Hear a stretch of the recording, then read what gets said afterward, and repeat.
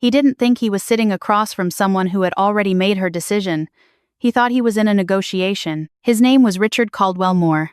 He was 54 years old, the kind of man who had a corner office in a glass tower on Bay Street and a second property in Muskoka that he mentioned within the first 10 minutes of meeting anyone. He was polished. He wore a watch that cost more than my annual salary as a registered nurse. He had gray at his temples, and the easy confidence of someone who had never been told no by anyone who mattered. I was 29. I worked 12-hour shifts at Toronto General. I drove a 2019 Honda Civic and packed my lunch every day, because parking downtown alone was costing me $400 a month.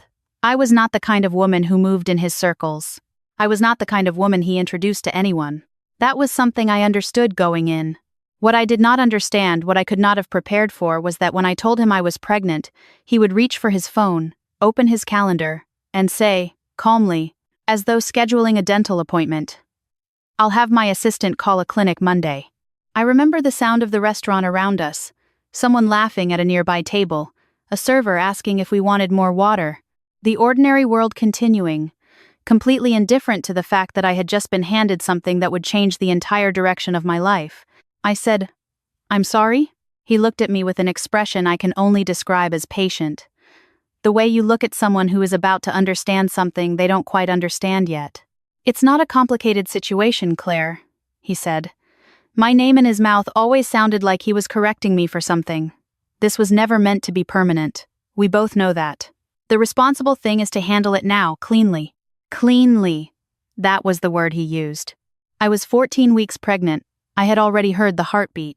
I had already, privately, in the small hours of a Tuesday morning after a night shift, started doing the math maternity leave, daycare costs, whether the second bedroom in my apartment in Leslieville could fit a crib beside the bookshelf. I had not made a decision yet. But I had been moving, quietly, in one direction. He said cleanly, and something inside me finished moving. I picked up my water glass. I took a sip. I set it back down. And I said very evenly, "I'll think about it." He nodded. He seemed satisfied. He moved on to telling me about a deal he was closing in Calgary. I thought about it for exactly 4 days. Then I called a family lawyer named Margaret Osei-Bonsu, whose number I had found through the Law Society of Ontario's referral service. I told her my situation in about 3 minutes. She asked me 2 questions, then she told me to come in. I want to explain something about those 4 days, because I think people who have never been in a situation like that sometimes assume the decision is simple, that it arrives fully formed, that you either want something or you don't. It was not simple. I lay on my couch and stared at the ceiling and ran every version of this forward. I thought about what it meant to do this alone. To be a single mother in one of the most expensive cities in this country, to work shifts at a hospital while paying for childcare that in Toronto routinely runs $2,000 a month per child. I thought about my own mother, who raised my sister and me after my father left, who worked reception at a dental office for 20 years and still sometimes called me to borrow money before her next paycheck. I thought about all of it. I weighed it seriously. And then I thought about Richard Caldwell Moore sitting across from me at that restaurant, already looking at his phone, already moving past this, and I thought, he has done the math and decided I am a problem with a solution. I decided I was not a problem. I called Margaret back. Her office was on Adelaide Street West, on the 9th floor of a building that smelled like carpet cleaner and old coffee. She was in her mid-40s, wore her hair natural, and had a framed certificate on the wall from Osgoode Hall. She listened to me without interrupting. When I finished, she folded her hands on her desk and said, "Tell me what outcome you're looking for." I said, "I want him to be legally responsible. I'm not interested in his opinion about what I should do with my pregnancy." She nodded slowly. Under the Family Law Act in Ontario, she said, a biological father has financial obligations to a child regardless of whether the relationship was formal or whether he intended to become a parent. The court doesn't ask whether he was ready. I thought about that word, ready. Richard had used a version of it. "This isn't the right time," he'd said, during one of our earlier conversations, when I'd been trying to feel out where things stood. 54 years old, a man who had built a real estate development company from a single property in Etobicoke into a portfolio worth, according to one article I'd found online, somewhere north of $40 million. And he was not ready. "What about establishing paternity?" I asked Margaret. "Prenatal DNA testing is available," she said. It can be done as early as 10 weeks through a blood draw from you and a DNA sample from him. The results are admissible. We can also wait until after birth if he contests, but I'd recommend moving sooner. She told me something else that I had not known. She said that in high-income cases in Ontario, child support is not simply calculated on the Federal Child Support Guidelines table amount. The table has a ceiling at the time. For incomes above roughly $150,000 and above that ceiling, the court has discretion to award additional support based on the child's needs and the payer's means. In Richard's case, his disclosed income alone, not counting his assets, not counting the company, put him significantly past that ceiling. Child support in this situation, she said, isn't symbolic. I drove home that night on the DVP with my hands steady on the wheel and the radio off, and I thought about the word symbolic, about the watch on his wrist and the Muskoka property, and the way he had looked at his phone when I told him I was going to have his child. 2 weeks later, Margaret filed in Ontario's Superior Court of Justice. The process server reached him at his office on Bay Street on a Wednesday morning at 9:15. I know this because Margaret's assistant called me afterward and mentioned that the person at the front desk had confirmed the documents were received and that there had been a brief delay before Miss Caldwell Moore was available to sign the acknowledgement. I imagined the assistant having to walk into a boardroom. I almost felt something like apology for whoever had to do that job. Almost. His lawyer called Margaret within the hour. I was told the conversation was brief. His position, initially, was that paternity had not been established and that any claim was premature. Margaret's response was to schedule the prenatal DNA testing for the following week. His lawyer, to his credit, did not try to obstruct it. Maybe he'd already explained to his client that obstruction in a paternity proceeding in Ontario tends to reflect poorly on the obstructing party. The DNA test came back 3 weeks later.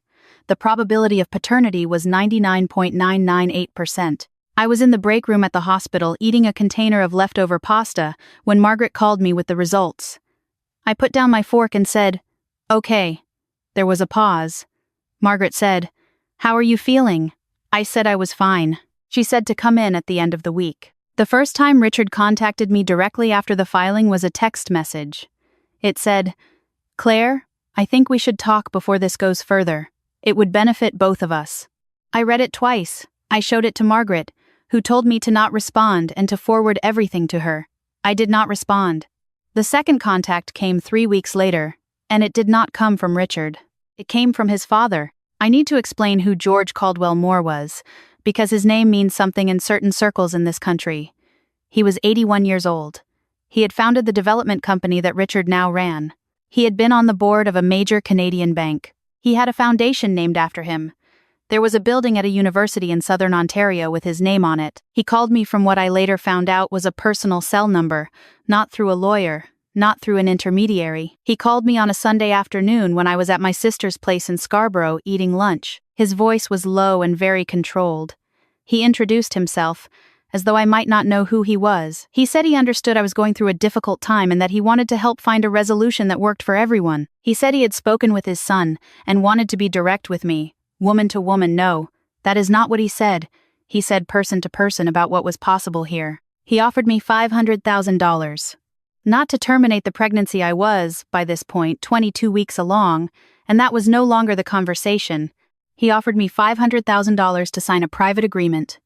Full financial settlement for the child, structured as a one-time payment, in exchange for Richard being removed from the birth certificate and any further legal proceedings being dropped.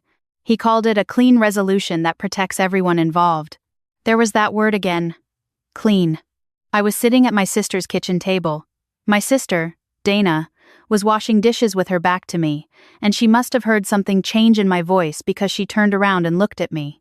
I held up one finger, "Give me a minute," and I walked out onto the back porch, into the cold November air, and I stood there in my socks on the wooden deck listening to a man whose name was on a university building tell me that $500,000 was a fair price for my child to have no father on paper. I said, "Mr. Caldwell Moore, I appreciate you calling directly. I'll have my lawyer contact yours." There was a pause. He said, "I hope you'll think carefully about what's best for the child." I said, "I am." I hung up. Dana slid open the porch door and handed me a cup of tea. I told her what had just happened. She sat down next to me on the cold steps, and we sat there together for a while without saying much. She said, Eventually, "What are you going to do?" I said. What I was already doing. Monday morning I was in Margaret's office before 9.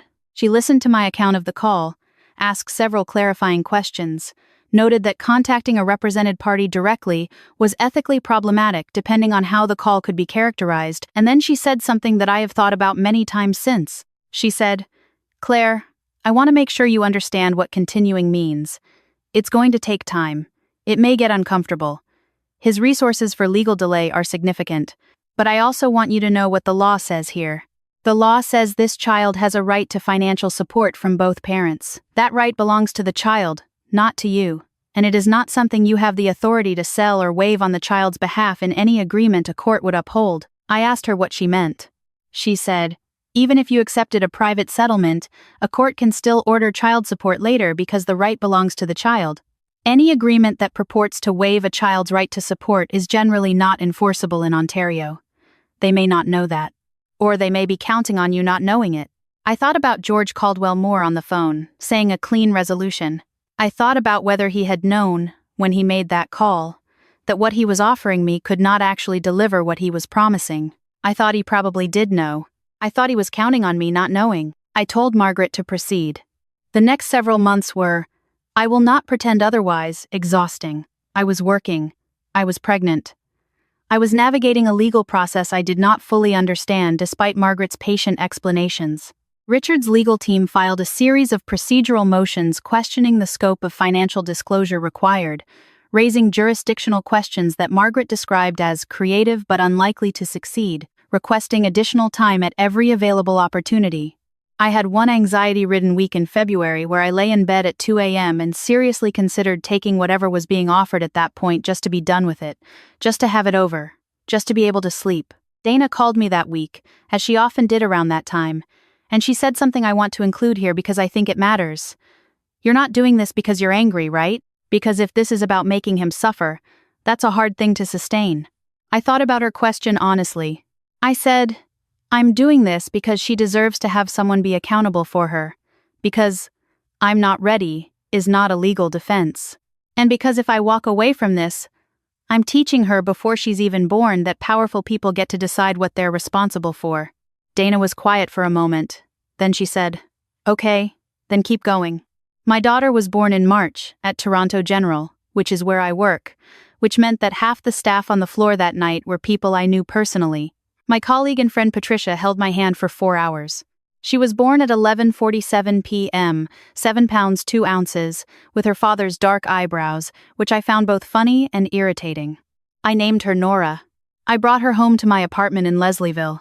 I set up the crib next to the bookshelf, exactly as I had imagined. Dana came and stayed for the first 2 weeks.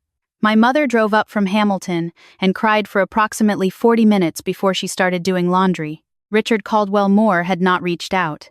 His lawyers were still running their procedural clock. The hearing was scheduled for June.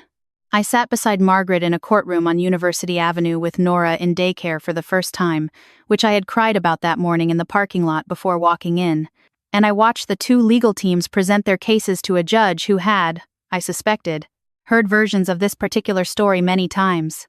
Richard's legal team argued that any support order should reflect only the table amount based on his disclosed employment income, not his total economic picture. They submitted that his ownership stake in Caldwell Moore Developments should not factor into the calculation because the value of a private company is difficult to assess. Margaret argued that a full financial disclosure had not been provided, that Richard's actual standard of living and spending patterns bore no relationship to the employment income figure being offered, and that the federal child support guidelines themselves provide, in Section 17, for cases where the table amount would be inappropriate given the circumstances.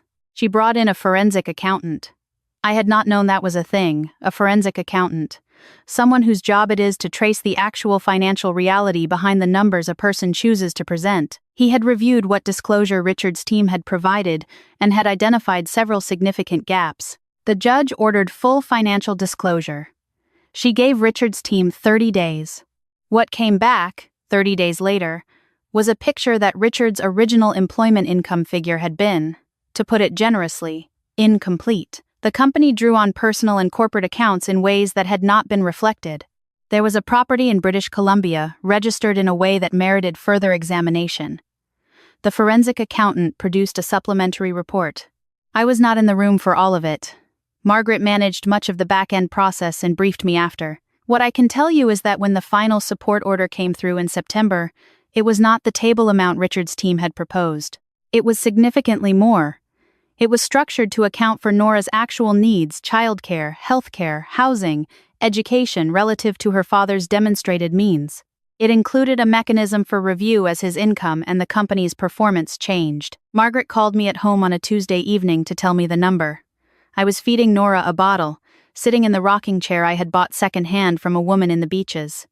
I listened to Margaret. I said thank you.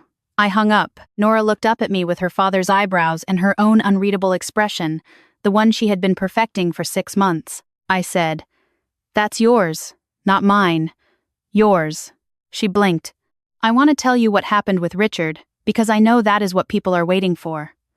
The answer is, not much, personally.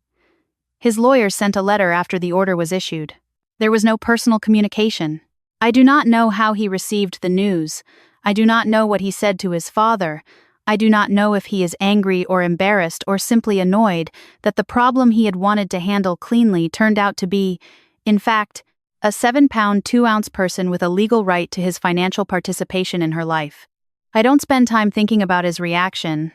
That surprised me, honestly. I had assumed I would want to know. I had assumed there would be some satisfaction in imagining the moment he understood that it had not gone his way. But when it was over, I found I didn't particularly care how he was feeling.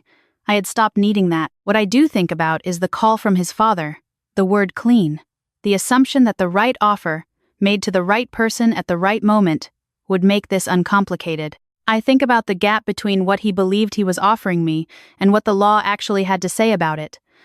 I think about the fact that I almost didn't call Margaret, that I almost spent those 4 days talking myself into something smaller than what I and my daughter were entitled to. I think about women who get that call, or that text, or that conversation over dinner, and do not have a sister who asks the right questions, or do not know that the Law Society has a referral line, or have been worn down enough by the time the offer arrives that a number with enough zeros starts to look like resolution. I am not telling this story because Richard Caldwell Moore is a monster. I don't think he is a monster. I think he is a man who spent 54 years learning that most things could be resolved by the right transaction, and who had never before been in a room where that was not true. I am telling this story because I was 29 years old and I did not know what I did not know. I did not know what the Family Law Act said. I did not know what full financial disclosure meant. I did not know that a child's right to support cannot be signed away by her mother in a back-channel conversation with a grandfather who has a building named after him. I know now. Nora is 14 months old. She is standing up on her own, which she finds very funny. And she has 4 teeth. And she has no idea that there is a court order with her name on it that will help pay for the life she is growing into. She will know someday. I will tell her when she is old enough to understand. Not to make her angry. Not to give her a story about who her father is or is not, but because I think she has a right to understand that someone fought for what she was owed, that someone did not accept the first number that was offered, that someone understood, in a parking lot on Adelaide Street West, that accountability is not something you can negotiate away from a person who has already decided to stand still. I drive home from work on the same DVP I drove the night I left Margaret's office the first time. Toronto in winter is the same. Toronto it always is, gray and cold and stubborn and alive. I park under the building, take the elevator up, and open my door to the sound of Dana asking Nora where her other sock went, which is a question no one in this apartment has ever been able to answer. I put my bag down.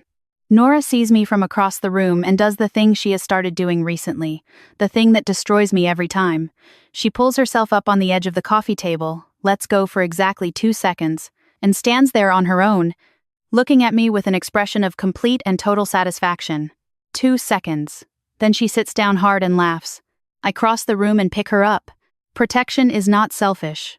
Knowing what you are owed is not greed. And standing up in a system that was built for exactly this purpose, for exactly this kind of situation, this kind of imbalance, this kind of man who assumes his resources make him unreachable, that is not revenge. That is just a mother, doing what mothers do, standing still until someone has to deal with her.